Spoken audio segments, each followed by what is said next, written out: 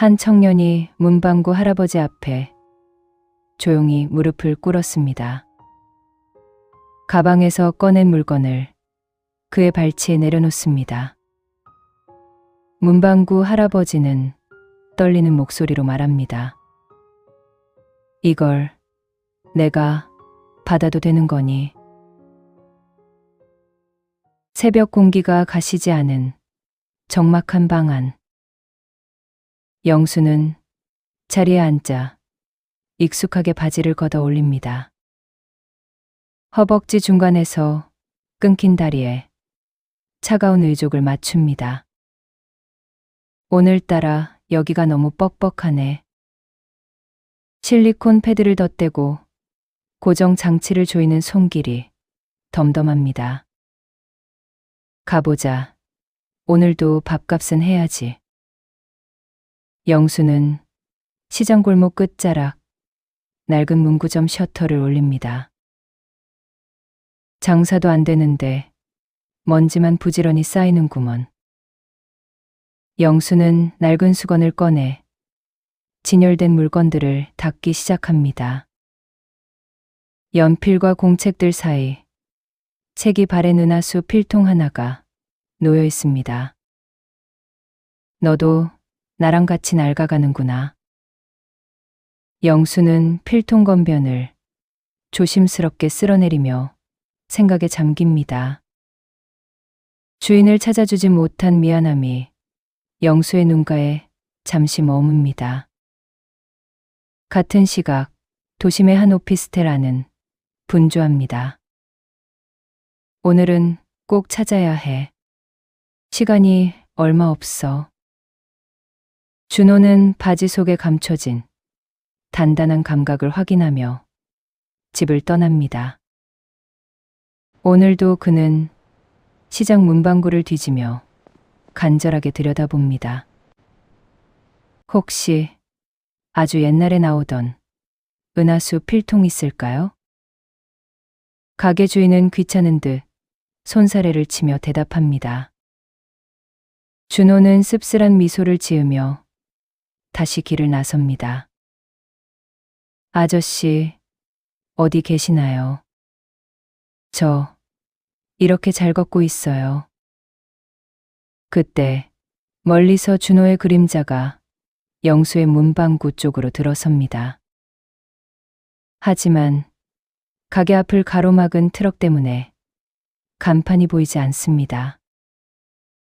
서로의 존재를 알아채지 못한 두 사람. 골목 끝에서 노을을 뒤찌고 준호는 사라집니다. 영수는 몰랐습니다. 세월을 돌아 어떤 인연이 자신을 찾아오고 있는지를요.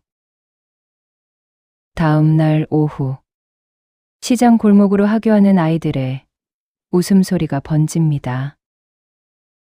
영수는 가게 앞 평상에 앉아 낡은 라디오를 만지고 있었죠. 작은 꼬마 하나가 문방구 앞을 서성이며 안을 들여다봅니다. 할아버지, 저거 한 번만 더 봐도 돼요?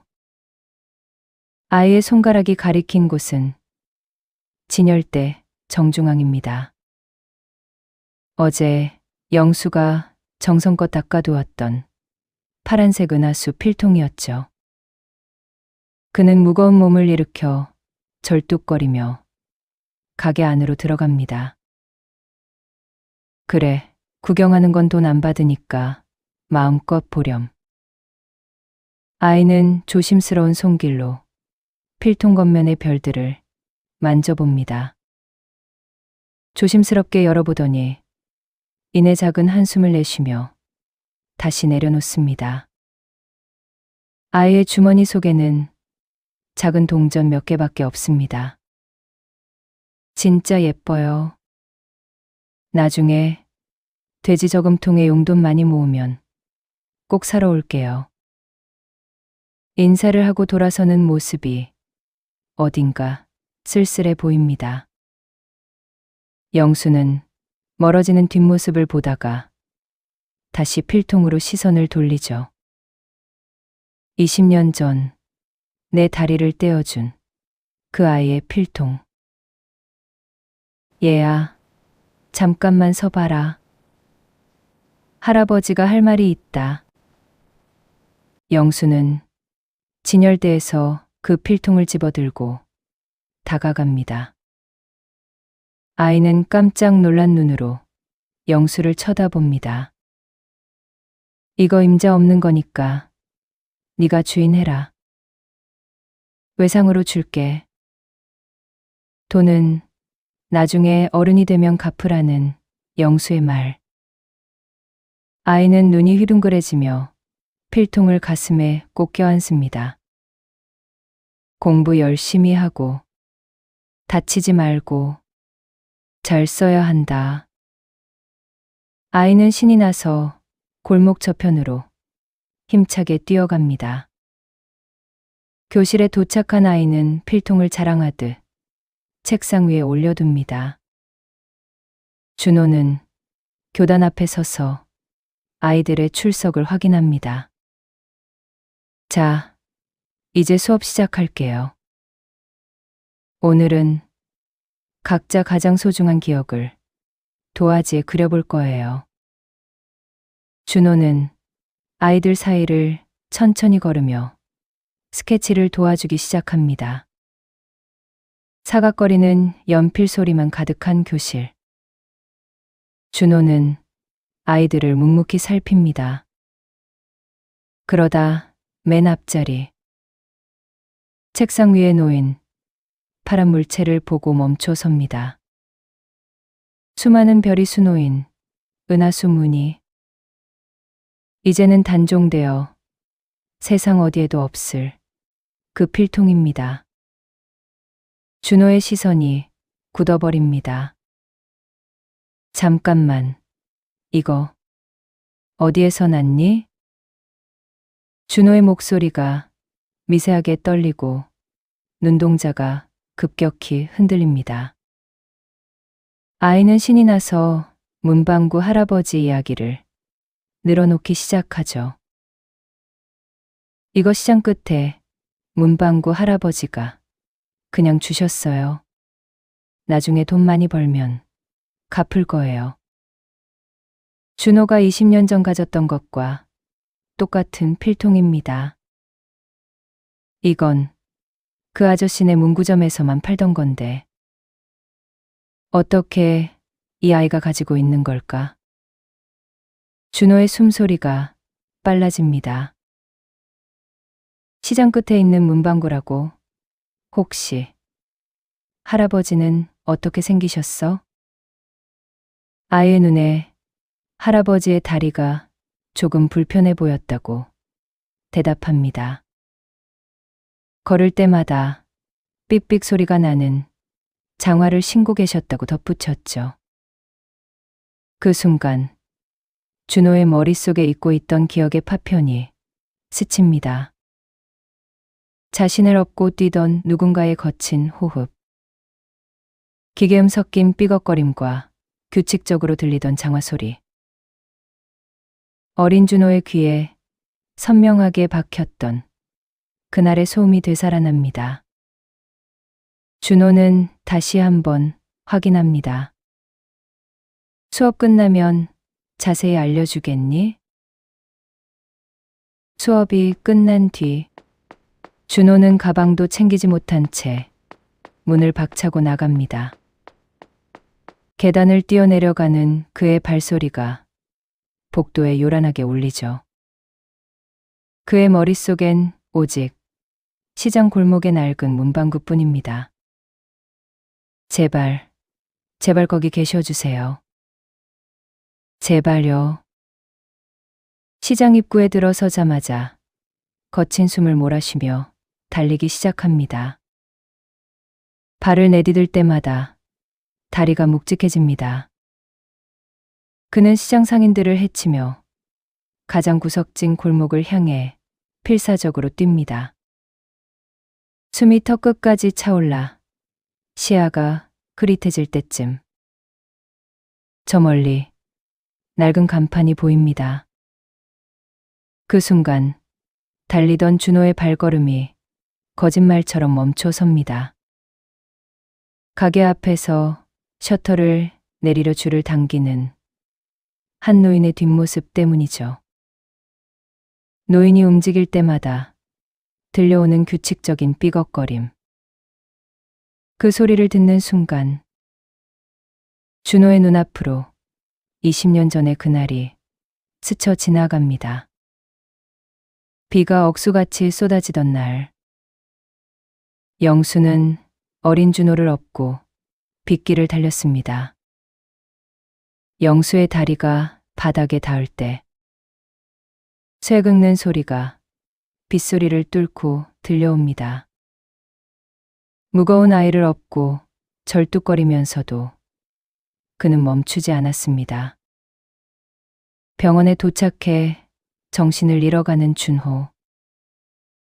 아이의 손에 파란 필통을 꼭 쥐어주며 영수는 말했습니다. 이거 꼭 쥐고 있어라. 아저씨가 너 꼭 다시 걷게 해줄게. 준호는 눈앞에 서 있는 노인의 굽은 등을 멍하니 바라봅니다. 영수는 여전히 준호를 알아보지 못한 채 셔터를 잡아당기고 있습니다. 준호는 떨리는 목소리로 어렵게 입을 뗍니다. 아저씨, 저 기억하시겠어요? 셔터 줄을 잡은 채 영수는 천천히 고개를 돌립니다. 노을빛에 실루엣만 남은 청년의 모습에 눈이 가늘어집니다. 영수는 잠시 망설이다 무심하게 대답을 건넵니다. 누구신가? 장사 다 끝났는데. 준호는 대답 대신 떨리는 손으로 가방을 뒤적입니다. 가방 안쪽 깊숙한 곳에서 낡고 해진 무언가를 꺼내죠. 곳곳이 찌그러지고 색이 바랜 은하수 필통입니다. 이거 아저씨가 주신 거잖아요. 20년 전에요. 영수의 시선이 준호의 손바닥 위에 놓인 필통으로 향합니다. 녹슨 지퍼와 군데군데 벗겨진 별 그림. 영수의 눈동자가 커집니다. 셔터 줄을 잡고 있던 손이 힘없이 떨어집니다. 이걸 아직도 가지고 있었구나. 영수는 믿기지 않는다는 듯 비틀거리며 준호에게 다가옵니다. 거칠고 마디 굵은 손가락이 필통 겉면을 조심스럽게 쓸어내립니다.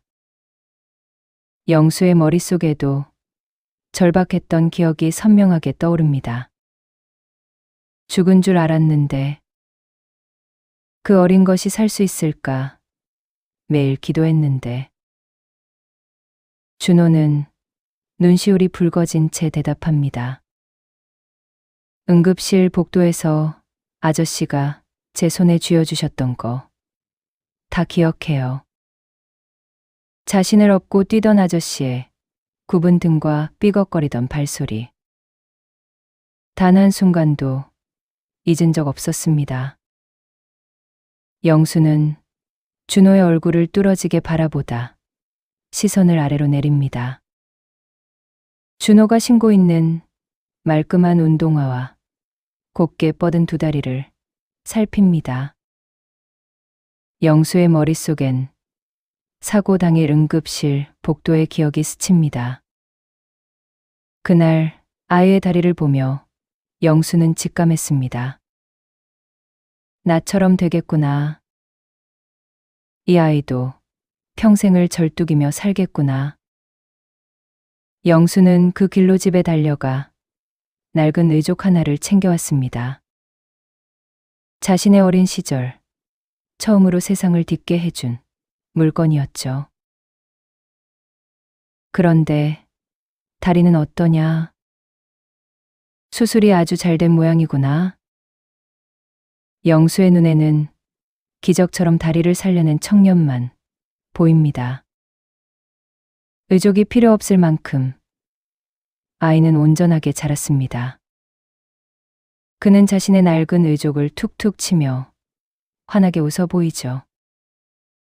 정말 다행이다. 내 기도가 하늘에 닿았나 보네. 행여 자신과 같은 길을 걷게 될까봐. 노심초사했던 세월입니다. 청년의 곧은 다리를 확인하자 마음의 짐이 씻겨 내려갑니다. 영수는 준호의 어깨를 꽉 쥐며 대견하다는 듯 말을 잇습니다. 그때 내가 두고 간 물건을 보고 무섭지는 않았니? 영수는 자신이 건넨 작은 의족이 아이에게 상처였을까봐 미안했습니다. 준호는 영수의 거친 손을 두 손으로 꽉 맞잡으며 고개를 젓습니다. 그의 눈가가 붉어지더니 이내 조용히 입술을 뗍니다. 아니요. 저 눈 뜨자마자 아저씨가 두고 간 다리부터 찾았어요. 영수의 웃음 섞인 얼굴에 찰나의 정적이 흐르고 의아함이 번집니다. 준호는 아주 천천히 바짓단을 무릎 위까지 걷어 올립니다. 저 사실 아저씨가 바라시던 몸은 아니에요. 바지 속에서 차가운 금속빛을 내뿜는 정교한 의족이 드러납니다. 영수의 눈동자가 크게 흔들리며 손이 떨립니다. 너도 결국 나처럼 되었던 거니? 영수의 목소리에 형용할 수 없는 서글픔이 배어나옵니다. 준호는 영수의 무너지는 마음을 붙잡듯 미소를 지어 보입니다. 아저씨 덕분에 저 하나도 무섭지 않았습니다. 아저씨가 먼저 걷고 계셨잖아요. 20년 전 영수가 건넨 의족은 아이의 마음을 먼저 일으켰습니다. 그는 준호의 의족을 투박한 손으로 천천히 어루만집니다. 금속의 차가운 감촉이 손바닥을 타고 가슴까지 전해지죠. 장하다. 정말 장하게 잘 버텨주었구나. 영수는 아무 말 없이 준호의 의족을 훑으며 마른 침을 삼킵니다. 준호는 영수의 거친 손 위로 자신의 손을 겹치며 말을 잇습니다. 이 차가운 쇳덩이가 내 몸이 된다는 게 처음엔 정말 무서웠어요. 그런데 수술실 나오자마자 머리맡에 놓인 아저씨 다리를 봤어요. 준호는 낯설지만 작은 의족을 보는 순간 이상하게 마음이 놓였습니다. 나 혼자 걷는 게 아니구나. 앞서간 누군가가 있었구나 싶었죠. 준호의 낮은 목소리가 노을 지는 시장 골목에 잔잔하게 퍼집니다. 아저씨가 두고 간 그 다리가 저한테는 지도 같았어요. 남들은 장애라고 불렀지만 준호에게는 살아남은 게 기적이었습니다. 포기하고 싶을 때마다 영수의 삐걱거리던 발소리를 떠올렸습니다. 덕분에 준호는 한 번도 뒤처진다고 생각하며 살지 않았습니다. 아저씨가 미리 길을 내주셔서 저 여기까지 씩씩하게 왔습니다. 준호의 눈시울이 붉어지지만 입가에는 따뜻한 미소가 걸립니다.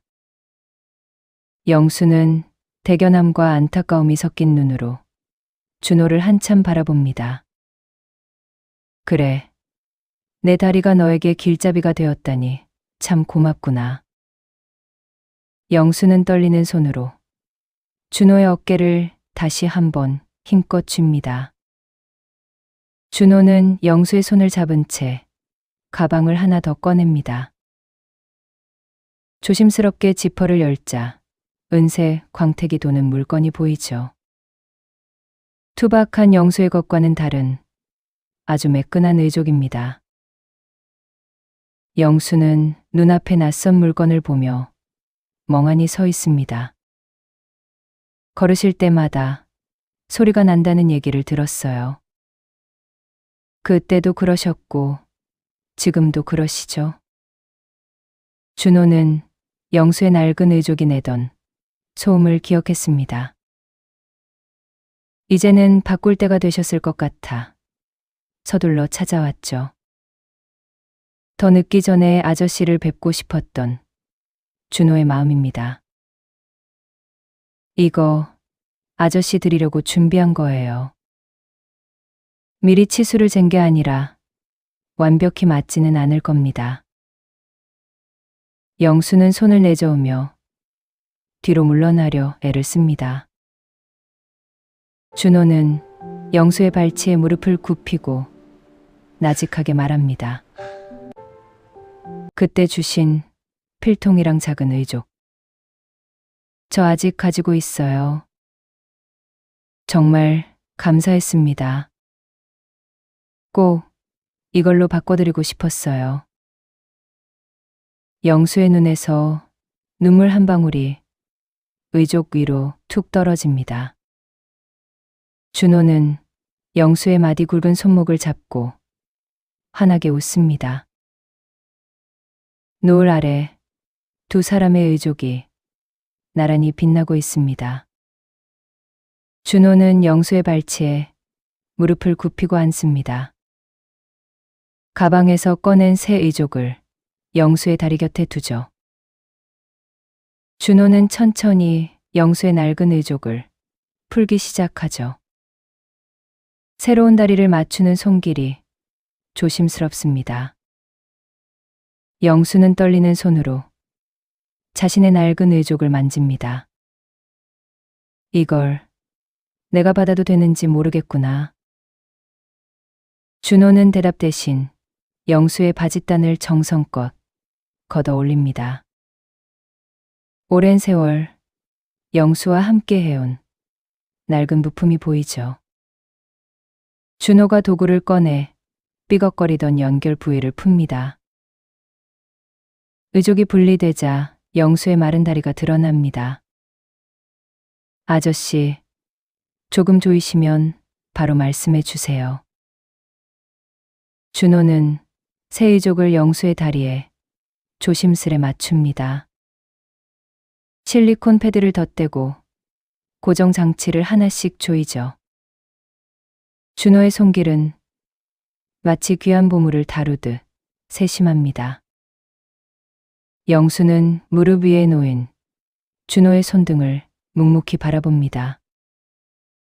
영수의 눈가가 붉어지지만 그는 입술을 굳게 다뭅니다. 자, 이제 천천히 한번 일어나 보세요. 준호는 영수의 두 손을 잡고 든든하게 지탱합니다. 영수는 평상에서 일어나 바닥에 첫 발을 내디딥니다. 매일 듣던 기계적인 마찰음이 들리지 않습니다. 어라, 소리가 안 나네? 정말로 소리가 안 나. 영수는 아이처럼 눈을 크게 뜨고 제자리를 걷습니다. 바닥을 딛는 느낌이 깃털처럼 가볍고 부드럽습니다. 평생을 따라다니던 쇳소리가 사라진 신기한 순간이죠. 영수는 몇 걸음 더 옮겨보며 연신 다리를 굽혀봅니다. 그는 준호를 바라보며 아이 같은 웃음을 터뜨립니다. 이거 참 신기하구나. 날아갈 것만 같아. 영수의 웃음 끝에 참았던 뜨거운 눈물이 맺힙니다. 준호는 영수의 곁에 나란히 서서 함께 보폭을 맞춥니다. 두 사람의 걸음 소리가 일정한 박자로 바닥을 울리죠.